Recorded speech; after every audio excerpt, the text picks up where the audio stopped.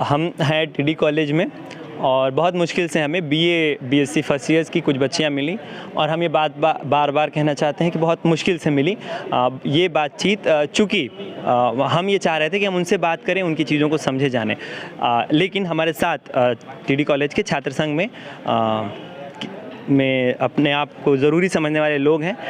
हमारे साथ नीतीश यादव हैं जो कुंवर सिंह पीजी कॉलेज जो यहाँ से लगभग आधा किलोमीटर दूर है, उसके छात्र संघ अध्यक्ष रहे हैं। तो हम नीतीश जी से बातचीत शुरू करते हैं, चूँकि वो एक बार के जीते हुए व्यक्ति हैं।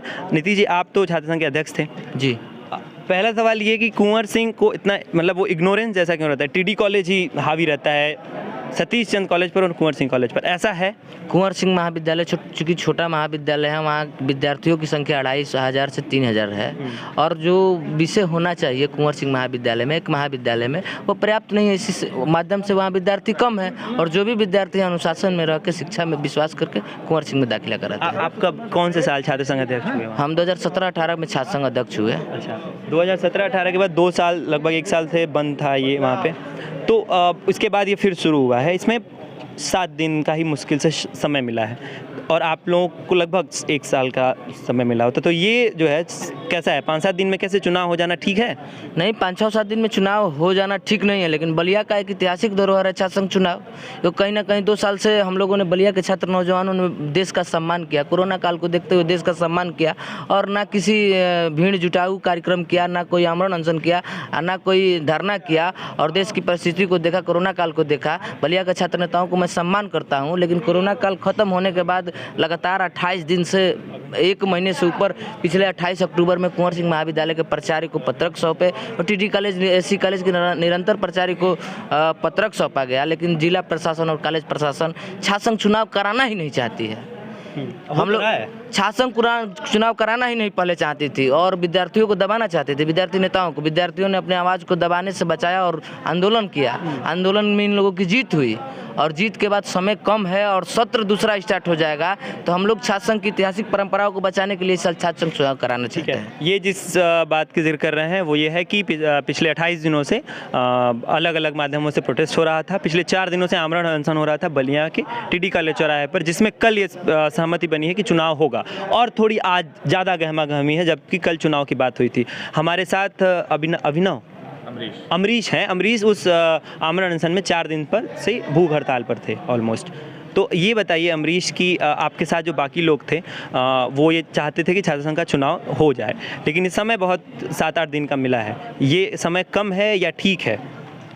समय को देखा जाए तो ठीक तो नहीं कहा जाएगा, लेकिन वास्तविकता जो है सरकार की मंदहानी मुकम्मल में दिखते हुए है। आज विगत कई सालों से 2 सालों से चुनाव नहीं हो रहा था। कोई अनशनकारी पिछले स्तर में विगत 40-45 दिनों बड़े भैया ने कहा था कि 28 दिनों से लगातार चल रही थी, तो उसको देखते हुए उस समय जो मिला है उसी में हमको जीत हासिल करनी होगी। मेरे साथ अनशनकारी पर बैठे हुए 5 साथी बैठे थे, रोशन सिंह राजा और अभिनव सिंह, हिमांशु पाठक और मैं खुद बैठा था और सूरज शर्मा, कुंवर सिंह और सचिन कुमार से 5 साथी बैठे थे आमरण अनशन पे। लगातार 3 दिन तक ऐसे भूखे हड़ताल पे बैठे थे, लेकिन चौथे दिन हमारे समस्त बलिया के छात्र संघ परिवार एकजुट आकर काफ़ी विलम्ब में कुछ आंदोलन का कार्यक्रम चौथे दिन रखा गया था।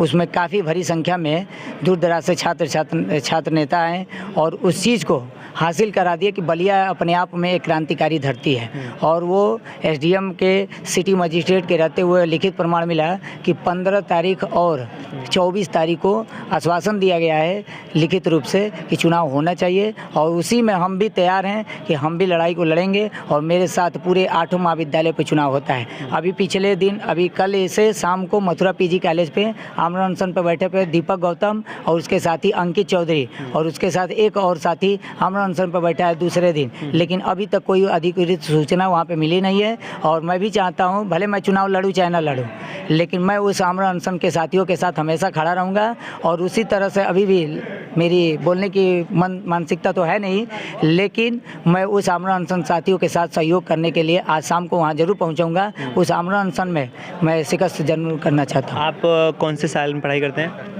मैं भी एक स्टूडेंट हूँ। आप बीए के स्टूडेंट हैं, तो मैं चाहूँगा कि बाहर जो लोग इस बातचीत से मुखातिब हो ये समझें कि बीए के स्टूडेंट हैं अभिनव, और इतनी कमाल की बातचीत आप रख पा रहे हैं। यकीनन आपने बहुत अच्छे से अपनी बात रखी। हमारा सवाल ये है कि आप कॉलेज में 2-3 सालों से एक्टिव होंगे, पिछले साल चुनाव नहीं हुआ है, क्या आपको सबसे ज़रूरी समस्या लग रही है जिस पर बात होनी चाहिए?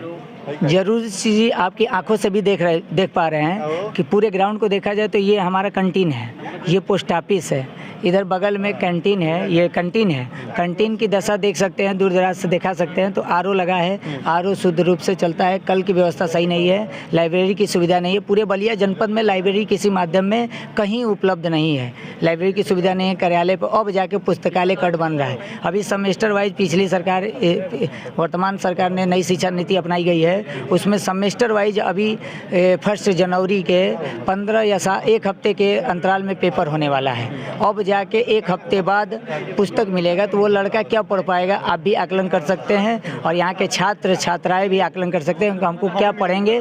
ग्रेडिंग सिस्टम लागू कर दिया गया है, आपको 46 ग्रेडिंग नहीं ला पाते हैं तो आप फेल हो जाएंगे। तो लाइब्रेरी को लेकर जिन्होंने बात कही आपने, इससे पहले भी पुस्तकालय मंत्री होते होंगे, चीज़ें चलती होंगी, आपको क्या लगता है? आपका नाम? अनुराग पटेल, उपाध्यक्ष प्रत्याशी टीडी कॉलेज। उपाध्यक्ष प्रत्याशी, आपका नाम सिर्फ अनुराग पटेल है, और ये अब इतने पॉलिटिकल हो जाते हैं आप, मतलब ये मेरा एक अपना ऑब्जर्वेशन है कि ज़रूर बताते हैं कि आप किस पद पे चुनाव लड़ रहे हैं। ये डेडिकेशन है छात्र संघ के चुनाव का। तो लाइब्रेरी के लिए तो हर साल लाइब्रेरी पुस्तकालय मंत्री बनते हैं, तो ये समस्या इतना 2012 से तो लगातार बन रहे, तो 8 साल में ये क्यों नहीं सुलझ गई? चूँकि देखिए पिछली बार नया शिक्षा नीति लागू हो गया है, और जब पहले ईयरली एग्जाम होते थे, अब सेमेस्टर वाइज हो गया है, और सेमेस्टर वाइज में नई पुस्तकें अभी उपलब्ध नहीं हो पाई हैं। ये कॉलेज प्रशासन की बड़ी विडम्बना है इसकी वजह से, और यही कारण है कि अभी तक पुस्तकालय कार्ड में अब कल परसों से पुस्तकालय कार्ड बनना चालू हुआ है, और कुछ पुस्तकालय कार्ड बन भी जाएगा 1 हफ्ते में सभी बच्चों का, लेकिन पुस्तकें उपलब्ध नहीं हो पाएंगे। ये सबसे बड़ी समस्या है। हम कुछ आम लोगों से बातचीत करते हैं जो छात्र संघ चुनाव के इर्द गिर्द नहीं होंगे। आप यहाँ पढ़ाई करते हैं? जी सर, बीए फर्स्ट ईयर में। मेरा नाम आमिर है। अच्छा, बीए फर्स्ट ईयर में है? जी सर। तो ये तो आपका पहला कॉलेज है? जी। पहला खुमार जैसा सोचा था वैसा है? जी नहीं, मैंने सोचा था कि ये बलिया का सबसे बड़ा, जिले का बड़ा कॉलेज है, यहाँ हमें अच्छी सुविधा मिलेगी, हमें अच्छे से पढ़ने का मौका मिलेगा। लेकिन यहाँ आने के बाद हमने कुछ अलग ही माहौल देखा कि जो हमारी धरती है बलिया, यहाँ से बहुत सारे नेताओं का ये गढ़ माना जाता है कि यहाँ से लोग बढ़ के बहुत आए गए, लेकिन आज भी हमारा बलिया पीछे और हमारा ये महाविद्यालय भी पीछे है। यहाँ पे ना हमें लाइब्रेरी में अच्छे तरीके से पुस्तकें उपलब्ध कराई जा रही हैं, ना हमें पढ़ाने का सिस्टम, और यहाँ तक कि जो सरकार बोल रही है कि खेलो इंडिया का जो चल रहा है, उसके लिए ना हमारे फील्ड में कोई है, ना स्पोर्ट में कुछ है। इसके हिसाब से हमें बहुत दिक्कतें का सामना करना पड़ रहा है और हमारी एजुकेशन बहुत बाधित हो रही है। ये खेलकूद वाली समस्या पर क्या निराकरण है? भाई आप लंबे समय से चीज़ें चल रही हैं, इनका ये कहना है कि खेलो इंडिया का बहुत बात कर रही है सरकार, लेकिन स्पोर्ट्स को लेकर भी बहुत अच्छा माहौल नहीं है यहाँ, ना वो सारी चीज़ें हैं। जैसा कि इन्होंने बताया, खेलो इंडिया के लिए सरकार अपना कैंपेनिंग कर रही है, उसको बढ़ावा दे रही है, तो हालांकि वो सुविधाएं सारी यहाँ पहुँच नहीं पाती हैं, ये वास्तविकता है। जो वहाँ से होता है कि ये चीज़ें पब्लिक के लिए सरकार कर रही है, वो चीज़ें वास्तविकता में यहाँ नहीं पहुँच पाती है। यहाँ तक कि मैं ये कह सकता हूँ, अभी विश्वविद्यालय ने अपना एक नोटिस जारी किया था जिसमें एक खेल सप्ताह जैसा आयोजन है, जो हर महाविद्यालयों में, जनपद के 3 महाविद्यालय जो शीर्ष महाविद्यालय हैं, कुंवर सिंह महाविद्यालय, सतीश चंद्र महाविद्यालय, और हमारा जनपद नहीं पूर्वांचल का सबसे बड़ा महाविद्यालय टाउन डिग्री कॉलेज माना जाता है। तो इन तीनों महाविद्यालयों में भी 2-2 दिन, एक दिन खेल प्रतियोगिताएं, कहीं जैसे हमारे यहाँ 19-20 को फुटबॉल की प्रतियोगिता विश्वविद्यालय द्वारा उनके नोटिस में है कि उस दिन कराई जाएगी, और किसी अन्य विद्यालय में कोई और खेल का आयोजन कराया गया है, कहीं कबड्डी, कहीं खो-खो, इस तरीके के खेल विश्वविद्यालय ने आयोजित किया है।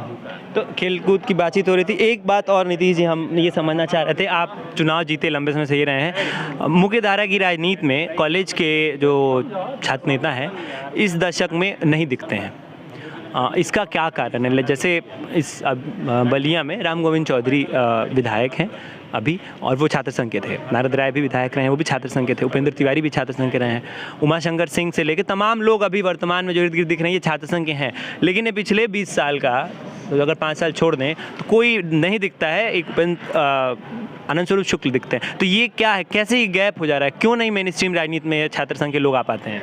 चूँकि बलिया की स्थिति है कि बलिया के जो भी विद्यार्थी नेता छात्र संघ में विश्वास करते हैं, छात्र संघ चुनाव जीत जाते हैं और अपने आप को विधायक मंत्री समझने लगते हैं और संघर्ष से कहीं दूर रास्ता, चाहे गरीबी की लड़ाई हो, चाहे अस्पताल की लड़ाई हो, जब लड़ाई लड़ी जाती है, आंदोलन होता है, तब छात्र संघ का अध्यक्ष हो, छात्र नेता हो, बड़ा नेता बनता है। लेकिन जब ये चुनाव जीतने के बाद, हारने के बाद, या तो ये गाँव पकड़ लेते हैं या तो कंपनी पकड़ लेते हैं, या तो चट्टी चौराहे पे वो बात करते हैं पार्टी वार्टी की, अपने राजनीतिक जीवन को भूल जाते हैं कि हम छात्र संघ की क्या गरिमा है, छात्र संघ अध्यक्ष की क्या अस्तित्व है, छात्र संघ के पदाधिकारियों के अस्तित्व क्या है, कि छात्र संघ के पदाधिकारियों की आवाज़ जब चल देती है तो मंत्री विधायक और सांसद हिल जाते हैं। ये अपने अस्तित्व को भूल गए हैं 5 साल से 7 साल से। छात्र संघ अध्यक्ष बने, यहाँ का चुनाव हो गया, जीत गया, और छात्र संघ अध्यक्ष कॉलेज में नहीं आता है, संघर्ष नहीं करता है, तो बड़ा नेता कैसे बन सकता है? आप ही जानते हैं कि संघर्ष से बड़ा नेता निकलते हैं, आंदोलन से बड़े नेता निकलते हैं। अभी विगत दिन कई किसान आंदोलन चले, आपको कहीं जिला में दिखा कि कोई छात्र नेता किसान आंदोलन में सहभागिता निभाए?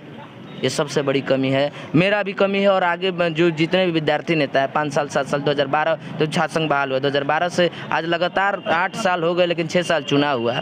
कोई आपने देखा जो देश स्तर पर आंदोलन हुआ उसमें बलिया के छात्र नेता कहीं अपना बढ़ चढ़ के हिस्सा लिया? जब तक कोई छात्र नेता आंदोलन नहीं करेगा, संघर्ष नहीं करेगा, गरीबों की आवाज़ नहीं लड़ेगा, किसानों की आवाज़ नहीं लड़ेगा, विद्यार्थियों की आवाज़ नहीं लड़ेगा, वो कभी विद्यार्थी राजनीति से हट के मुख्य धारा की राजनीति में नहीं जुड़ेगा। ये ज़मीनी सच है। यही बात बलिया के विद्यार्थी नेता भूल गए हैं। चुनाव जीतने के बाद कोई मंत्री की गाड़ी में बढ़ जाता है, कोई विधायक की गाड़ी में बसता है, सोचता है कि वो मंत्री नहीं है, हम ही विधायक हैं। वो कार्यकर्ता के रूप में काम करता है और अपने अस्तित्व को भुला जाता है। सबसे बड़ी कमी है बलिया के विद्यार्थी नेताओं में। अच्छा, तो आपको लगता है कि थोड़ा सा संघर्ष को लेकर वो बातचीत रही? आपका नाम मैं भूल गया। जी, रमेश वर्मा वार्ड नंबर 10 से जिला पंचायत सदस्य हैं। जिला पंचायत सदस्य लगभग 20-22 गाँवों का एक प्रतिनिधि होता है और वो फिर मिलकर जिला पंचायत अध्यक्ष होता है। जिला पंचायत सदस्य, आप छात्र संघ के रहे हैं यहाँ पे कॉलेज की राजनीति में? राजनीति में नहीं, यहाँ इसी कॉलेज से पढ़ा हूँ। अच्छा, तो उस वक्त आप पॉलिटिक्स में थे? जी नहीं, पॉलिटिक्स में नहीं था, बस मैं एक विद्यार्थी के रूप में था, यहाँ पढ़ाई किया। तो ये तो और अजीब बात हो गई कि जो विद्यार्थी था वो जिला पंचायत सदस्य बन गए और छात्र संघ के लोग छात्र संघ के लिए ही रह गए। तो तब आप क्यों नहीं सोचे कि चुनाव लड़ना है यहाँ पे कॉलेज की राजनीति? नहीं, उस टाइम मुझे राजनीति से कोई बहुत बड़ी इंटरेस्ट नहीं थी। मैं सर्विस करना चाहता था, डिफेंस में नौकरी करना चाहता था। मैं डिफेंस में नौकरी करना चाहता था। मुझे ये लगा कि मैं पढ़ लिख के कुछ अच्छा नौकरी कर सकता हूँ। एक मीडियम परिवार से था मैं, तो मुझे ये लगा कि भाई मैं सर्विस करना ही मुझे ज़रूरी है, राजनीति में आना ज़रूरी नहीं था। बस कोशिश करता रहा, सर्विस का नहीं हुआ, भाग्य संयोग ठीक था। गांव में बच्चों से, मित्रों से, दोस्तों से गांव में अच्छा व्यवहार रहा, बस ऐसे ही दोस्तों से सब मिलजुल के। कॉलेज का चुनाव देखा है छात्र संघ का? हाँ। कैसे वोट मांगा जाता है, कैसे चुनाव लड़े जाते हैं, कैसे लोग जीतते हारते हैं। आप ये बताइए कि आप अपना एक चुनाव लड़े, तो कॉलेज के राजनीति से, चुनाव से, और जो मेन स्ट्रीम की का चुनाव है, ये कितना अलग है? जैसे एक छात्र संघ के अध्यक्ष को जिला पंचायत सदस्य बनना हो तो कितना मुश्किल या आसान है? जैसे आप सामान्य स्टूडेंट तो जिला पंचायत सदस्य बन गए, तो क्या ये इतना ही आसान है कि अगर सामान्य स्टूडेंट चाहे तो बन सकता है, या छात्र संघ वाले के लिए और आसान हो जाता है? छात्र संघ वालों के लिए और आसान रहता है। छात्र संघ के चुनाव में बहुत मेहनत करना पड़ता है, बहुत परिश्रम है। छात्र संघ में चुनाव में जो मेहनत कर लिया वो समझिए क्षेत्र का कोई भी चुनाव में बहुत आसानी से फाइट कर सकता है, क्योंकि जितना मेहनत होता है छात्र संघ चुनाव में, इतना कहीं मेहनत नहीं रहता है। लेकिन हम लोगों ने जो चुनाव लड़ा था बस छात्र संघ के कुछ भाइयों के साथ लड़ा था, इसलिए मैं इतना ही मेहनत से लड़ा था छात्र संघ चुनाव। छात्र संघ चुनाव जैसा ही अपने जिला पंचायत का चुनाव लड़ा था, इसलिए मैं इस पद पे हूँ। तो ये मतलब जिला पंचायत जितनी भी मेहनत नहीं करते हैं, क्या जीत के जाने वाले लोग की हार जा रहे हैं, या मतलब आ रही है मेन स्ट्रीम में? देखिए, एक परिस्थिति होती है, और जो छात्र संघ के पदाधिकारी या छात्र संघ अध्यक्ष बनने के बाद जिस वार्ड में चाहे जिस ग्राम सभा में वो रहते हैं, तो कुछ छात्र संघ का जो भी पदाधिकारी होता है, चाहे गांव की बात हो चाहे क्षेत्र की बात हो, वो सबको एक समान से देखता है। लेकिन यहाँ के विद्यार्थी नेता, फलाना मेरे चुनाव में नहीं थे, छात्र संघ चुनाव में, ये चुनाव में नहीं था, और गाँव ही में दर्द से विद्रोह कर लेते हैं। तो जब उसके परिवार के लोग उसके साथ नहीं रहेंगे तो आम जनमानस कैसे रहेगा? आप समन्वय बना के चलिए। जिला पंचायत का चुनाव लड़ना है, प्रधानी का चुनाव लड़ना है, ब्लॉक प्रमुख का चुनाव लड़ना है, जिला विधानसभा का चुनाव लड़ना है। अब आपके परिवार में, आपके गांव में ही विरोधी निकल जाएंगे तो आप कैसे उठ पाएंगे? यही सबसे बड़ी समस्या है कि छात्र संघ अध्यक्ष बनने के बाद इन लोगों के पास एटीट्यूड पहले से आ जाती है। पता नहीं एटीट्यूड इन लोग कहाँ रख देते हैं चुनाव लड़ने से पहले, और चुनाव जीतने के बाद एटीट्यूड इन लोगों के पास सर पे आते हैं। उसके बाद वो विद्यार्थियों को नहीं पहचानते हैं। क्यों भाई, ये बात जो है एटीट्यूड वाली कितनी सच है? कहीं ना कहीं चूँकि सीनियर रहे हैं, छात्र संघ के अध्यक्ष रहे हैं, लेकिन फिर भी इनका सम्मान करते हुए मैं इनकी बातों का कटाक्ष करना चाहूँगा कि ऐसा कुछ नहीं होता है कि छात्र संघ अध्यक्ष, चूँकि ये खुद छात्र संघ अध्यक्ष रहे हैं, क्या ये मानते हैं कि इनके अंदर एटीट्यूड आ गया है? नहीं, ये तो एक अलग बात हो गई। मुझे ये बताइए कि छात्र संघ, ये एक आरोप अगर छात्र संघ के पदाधिकारियों पे लग रहा है और आप चुनाव लड़ने वाले हैं, तो पहले तो ये बताइए कि क्या इस आरोप में कितनी सच्चाई है? क्या आ जाता है एटीट्यूड? ऐसा कुछ नहीं होता है, कैसे एटीट्यूड आ जाता है वो उस इंसान पे डिपेंड करता है, उस लड़के पे डिपेंड करता है, उस अध्यक्ष पे डिपेंड करता है कि वो सामने वाले, जैसे चुनाव में लड़ रहा हूँ, आज मैं प्रत्याशी हूँ, तो आज मैं सामने वाले एक सामान्य विद्यार्थी से किस तरीके से मिलता हूँ, और कल छात्र संघ अध्यक्ष हो जाने के बाद वो भी मुझ पर ही निर्भर करता है कि मैं उससे कैसे मिलूँ। अगर मेरा व्यवहार वही रहता है, मुझे यही सोच के रहना है कि नहीं, चूँकि मैं छात्र संघ अध्यक्ष नहीं था तो भी वो मेरे मित्र थे, उन्होंने मुझे सहयोग किया, उन्होंने मुझे लड़ाया, मुझे जिताया, और आज मैं छात्र संघ अध्यक्ष हो गया हूं, तो कहीं ना कहीं उनका इसमें बहुत बड़ा योगदान रहा है। तो ये तो सामने वाले डिपेंड करती है उन पे कि वो कैसा। इनका ये मानना है कि ये पूर्णतः व्यक्तिगत मसला है। अब ये सबसे और सुंदर बात है, मतलब ये मैं बार बार छात्र संघ को लेकर पॉजिटिव हो जाता हूँ, लेकिन सबसे और सुंदर बात है कि आपने बहुत प्यार से उनकी बात काटने के लिए शब्द चयन बहुत सुंदरता से किया, और ये एक लोकतांत्रिक राजनीति की सबसे सुंदर बात है कि BA MM में पढ़ने वाले जवान लोग भी बातचीत के क्रम में जब आते हैं तो वो एक छात्र संघ की मर्यादा है जिसके चलते बात काटने के लिए भी मर्यादित बातचीत का प्रयोग करते हैं। हम अब थोड़ी सी पॉलिटिकल बातचीत करना चाहते हैं। हम चाह रहे थे कि और भी बहुत सारे लोग रहें, तो वर्तमान राजनीति पर जो चल रहा है उस पर बातचीत हो। आप किसी पॉलिटिकल पार्टी से एफिलेटेड हैं? हाँ जी, मैं समाजवादी पार्टी से रिलेटेड हूँ। अब मुझे ये बताइए कि क्या चल रहा है, ये मतलब ठीक लग रहा है आपको राजभर के साथ गठबंधन? नहीं, समाजवादी पार्टी राजभर के साथ गठबंधन कर रही है तो माननीय राष्ट्रीय अध्यक्ष का फैसला है, राष्ट्रीय अध्यक्ष का फैसला है कि कौन किसके साथ है। मैं तो व्यक्तिगत राष्ट्रीय अध्यक्ष को सलाह नहीं दूंगा कि आप राजभर से गठबंधन कीजिए। उसका फायदा होगा? हाँ, फायदा होगा समाजवादी पार्टी को, पूर्वांचल के सीटों पे फायदा होगा। पूर्वांचल के बीते जिला पंचायत के चुनाव में, पंचायती चुनाव में राजभर बलिया के राजभर कैंडिडेट, अच्छा बलिया के राजभर द्वारा, ओम प्रकाश राजभर द्वारा, सोलदेव द्वारा फाइनल किए गए कैंडिडेट 10 में से 9 प्रत्याशी जीते थे और 11 समाजवादी पार्टी के। समतुल्य खड़ा हो गई थी एक राजभर पार्टी, ओम प्रकाश राजभर की बात। जिन्होंने ओम प्रकाश राजभर का मैं इसलिए समर्थन करता हूं, जिन्होंने अपने समाज के लिए मंत्री पद का लात मार दिया, योगी जोगी को लात मार दिया। मैं उसका सम्मान करता हूं कि वो अपनी हक की बात करते हैं। सबका सम्मान हक होना चाहिए, शिक्षा के क्षेत्र में होना चाहिए। अभी शिक्षक की जो भर्ती हुई थी 69,500 में, आप पत्रकार हैं, जानते हैं कितनी बड़ा घोटाला हुआ, कितने बैकवर्ड विद्यार्थियों का सीट कटा है। मैं किसी पर टिप्पणी नहीं करना चाहता। नहीं अखिलेश जी, लेकिन वहाँ अखिलेश जी नहीं गए, लेकिन अखिलेश जी वहाँ पे नहीं गए। अखिलेश जी के नेता प्रतिपक्ष राम गोविंद चौधरी सदन में इस बात को उठाए थे, इसका मेरे पास प्रमाण है। राम गोविंद चौधरी नेता सदन में प्रमाण उठाए, सदन सत्र में बात किए थे और माननीय अध्यक्ष जी से पूछे थे कि 69,500 की शिक्षक भर्ती की जांच हो। और ओम प्रकाश राजभर की रही बात, तो माननीय राष्ट्रीय अध्यक्ष का फैसला है। माननीय राष्ट्रीय अध्यक्ष जी ओम प्रकाश राजभर और बाकी सीटों पर अपना समन्वय बैठाएंगे पिछले चुनाव में, और उनको लगा होगा कि छोटे दलों से गठबंधन करके अगर समाजवादी पार्टी की सरकार बनती है तो बनाया जाए। उन्होंने सारे छोटे दलों से गठबंधन करना शुरू कर दिए। आप जिला पंचायत सदस्य हैं, वार्ड नंबर 10, क्या वही वार्ड नंबर है जिसमें योगेंद्र यादव जी चुनाव लड़ रहे, देवेंद्र यादव जी चुनाव लड़ रहे थे? तो देवेंद्र यादव जी बातचीत में ये बात थी कि वो जिला पंचायत अध्यक्ष के उम्मीदवार हैं, तो आपने तो उनको चुनाव हराया हुआ है, तो आप समाजवादी पार्टी से एफिलेटेड हैं आप भी? जी बिल्कुल, समाजवादी पार्टी से। तो एक तो ये बताइए कि वो वार्ड नंबर 10 में कितना, मांझी विधानसभा का वार्ड है, राम गोविंद चौधरी वहाँ से विधायक है, तो समाजवादी पार्टी का तो ठीक ठाक स्पेस है, लेकिन 12-15 वोट से जीते थे राम गोविंद चौधरी चुनाव। तो इस बार क्या वो लड़ाई रहने वाली है कि? हाँ। बिल्कुल वो ही जीतेंगे, ये तो कंफर्म है कि वही जीतेंगे। समाजवादी पार्टी से बिल्कुल वही जीतेंगे, इसमें कोई दो राय नहीं है। बासठी विधानसभा उनका मतलब ऐसे लगता है जैसे मन्नी जी को फिक्स हो गया है, और वो रहता है वो जनता की। 7 से 12 में शंकर चौहान मार लेंगे वो उस टाइम जो भी हुआ हो, उस टाइम चूँकि मैं अभी अनजान था, राजनीति से परे था, उसमें मुझे कुछ पता नहीं, लेकिन जब से मैं जानता हूँ राजनीति को या देख रहा हूँ, तब से मैं यही देखा हूँ कि केवल माननीय राम गोविंद चौधरी जी ही बांजी विधानसभा से जीते हैं। उनका अच्छा खासा पकड़ है, अच्छी खासी वोट है उनकी, अपना अलग पहचान है बांजी से, और मेरे हिसाब से वो चुनाव हमेशा जीतते रहेंगे और जीतेंगे। आपके वार्ड में कितने गांव हैं? 10 टोटल 22 गाँव। 22 गाँव। और उन गाँव 22 ग्राम सभा है, अगर गांव को जोड़ा जाए तो 35-40 हो जाएंगे। 40 गाँव जी। और वहाँ पे आप लगातार सक्रिय हैं इन सब चीज़ों को देख? जी बिल्कुल बिल्कुल। तो ठीक है, आप वोट मांगते हुए आए थे, आप चुनाव लड़ रहे हैं इस बार? जी, मैं सूरज कुमार यादव, अध्यक्ष प्रत्याशी टीडी कॉलेज। ये दूसरा उदाहरण है जिसमें बिना बताए इन्होंने बताया। ये बड़ा अच्छा लगता है मुझे कि आपने अध्यक्ष पद के प्रत्याशी हैं इस बार। आप कौन से ईयर में पढ़े? मैं 3rd सेमेस्टर समाजशास्त्र। समाजशास्त्र का विषय है। तो ये बताइए कि हमने कोशिश की कि हम यहाँ के कुछ बच्चियों से बात करें और हमें बड़ी मुश्किल से बीएससी और बीए की फर्स्ट ईयर की लड़कियाँ मिली। आप इस समाजशास्त्र को कैसे देख रहे हैं? ये तो बड़ा अनबैलेंस है मामला। क्यों?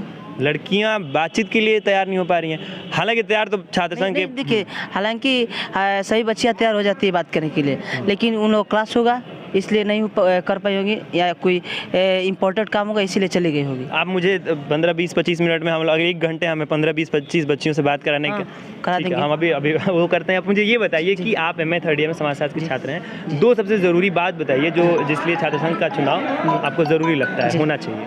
छात्र संघ के चुनाव करना इसलिए ज़रूरी है क्योंकि हम लोग का छात्र राजनीति से यहीं से नर्सरी होता है। छात्र संघ की मतलब बोलते हैं यही राजनीति की सीढ़ी होती है छात्र संघ की। और सबसे बड़ी बात ये होती है कि छात्र संघ चुनाव करना, क्योंकि नहीं कराएंगे तो यहाँ के जो सिस्टमेटिक ढंग है यहाँ से बिगड़ने लगता है। टीचर और यहाँ के जो संस्थापक होते हैं वो अपने मनमानी करने लगते हैं, और कोई भी दिक्कत होती है तो बच्चों पर टाल लेते हैं। अब बच्चे कहीं भी जाते हैं, उनका देखिए हमारी यूनिवर्सिटी की आज ये हाल है कि 50% बच्चों का रिजल्ट में INC RW लग गया था, ताकि वो कोई भी बच्चा इतना परेशान हो गया था कि 10 बार की यूनिवर्सिटी दौड़ा था, काम नहीं होता। और कॉलेज के हमारे छात्र नेता कोई भी छात्र नेता हो जाकर वहाँ पे सुधारने काम किया था। जी, तो ये बातचीत है कि चुनाव इसलिए हो क्योंकि छात्र जो है, छात्र नेता जो है अपने प्रतिनिधित्व में चीज़ों को बेहतर कर देते हैं। इन्होंने जिस यूनिवर्सिटी का उदाहरण दिया उस यूनिवर्सिटी का हाल भी बड़ा कमाल का है, उसमें अभी तक पानी लगा हुआ है। पानी तो उन रहने वाली बस्तियों भी लगा हुआ है, जिसमें जो बागी बलिया के बीच की बस्ती है, बीच शहर में काजीपुरा की बस्ती है। हम अगले कुछ दिनों और बलिया में मौजूद हैं। हम लगातार आपको इस तरह के वीडियोज़ से और बलिया के तमाम तरह के मुद्दों से अवगत कराते रहेंगे। मैं शाश्वत और मेरे साथ आकाश हैं। बहुत बहुत धन्यवाद।